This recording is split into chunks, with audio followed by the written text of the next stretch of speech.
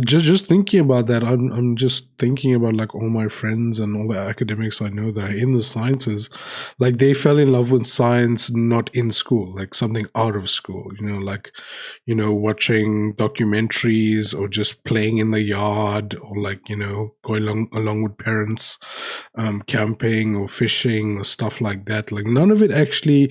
I don't remember a story where it's like, okay, I rocked up to the science class as a kid and then I want to become a scientist. That I've never heard that story, so that kind of resonated with me because I've wanted to be a marine biologist since I was like 8, and before that, I wanted to be a paleontologist since I think I was like 5 or 6, and that wasn't anything to do with school. But I excelled at it in school because I was passionate from the reason that I wanted to be it.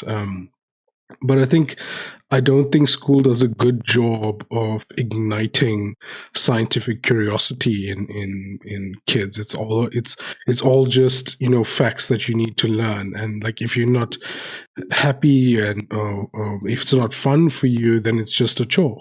So Yeah, absolutely. And I think you're one of the lucky ones and the inspirational ones that from a young age knew that you wanted to go into a direction like this. And if I were to waver a guess or a bet, I would think that you either had a parent or a grandparent or an uncle, somebody in your family that exposed you at a young age to the field, or at least gave you books or gave you some form of introduction, and you resonated with that.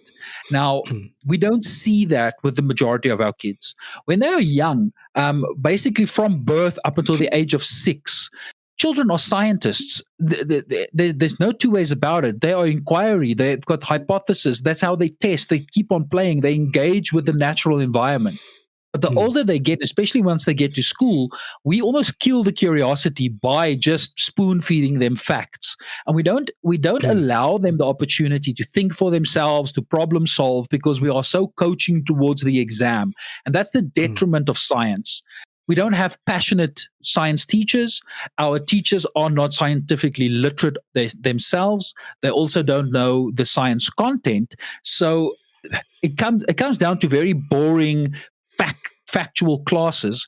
And then of course we sit with this issue that even in the physical sciences everybody is afraid of the subject because you get taught from the previous generations for older kids it's so difficult and that teacher is so mean, and I mean physical science has got all this mathematics in it and people are discouraged from following those pathways, and it's extremely sad. I wonder like how much disdain for mathematics is just cultural and not actually because it's difficult.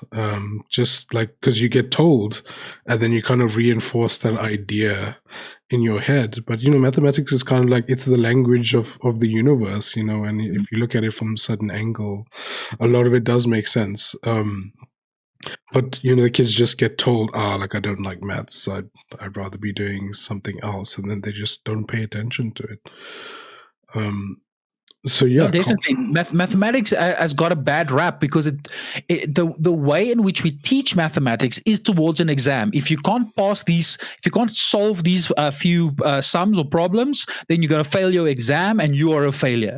Instead of just, I mean, young children know mathematics. You are innately born with mathematical concepts, and that then develops and grows as you get older. It's just we're not making it fun. We're not making it relevant. We're just putting it like almost in isolation on a piece of paper, and now solve for X, and you get discouraged because you don't know what X is.